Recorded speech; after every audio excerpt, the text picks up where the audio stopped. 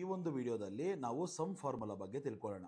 ಈ some formula ಏನು ಮಾಡುತ್ತೆ ಅಂದರೆ, ಇವಾಗ ನಾನು ಈ ಒಂದು ಸೆಲ್ಲಲ್ಲಿದ್ದೀನಿ. ಈ ಒಂದು ಸೆಲ್ಗೆ ನನಗೆ 56 ಪ್ಲಸ್ 58 ಪ್ಲಸ್ 95 ಅನ್ನೋದು ಬೇಕು ಅಂದಾಗ ನಾನು ಯೂಸ್ ಮಾಡಬೇಕಾಗಿರುವಂಥ function is equal to sum, open the bracket, ಈ ರೇಂಜ್ನ ಸೆಲೆಕ್ಟ್ ಮಾಡ್ಕೊಳ್ಳಿ, ಬ್ರ್ಯಾಕೆಟ್ ಕ್ಲೋಸ್ ಮಾಡಿ, ಎಂಟರ್ ಕೊಡಿ. ನನಗೆ ಈ ಸಮ್ ಫಂಕ್ಷನ್ ಬಂತು.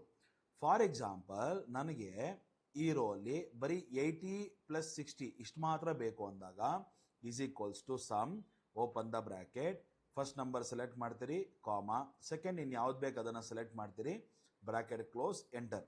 ನೀವು ಈ ಥರ ಕೂಡ ಮಾಡ್ಬೋದು.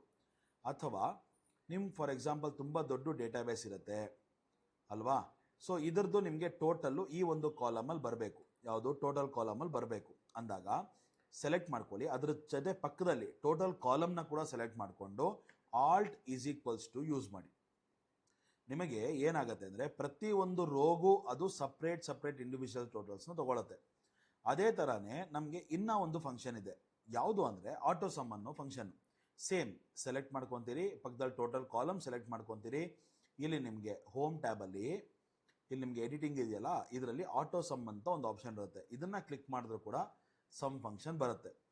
ನೀವು ಕೇಳ್ಬೋದು, ಯಾಕೆ ನಾವು ಈ ಒಂದು ಟೋಟಲ್ ಕಾಲಮ್ನ ಕೂಡ ಸೆಲೆಕ್ಟ್ ಮಾಡ್ಕೋಬೇಕು ಅಂತ.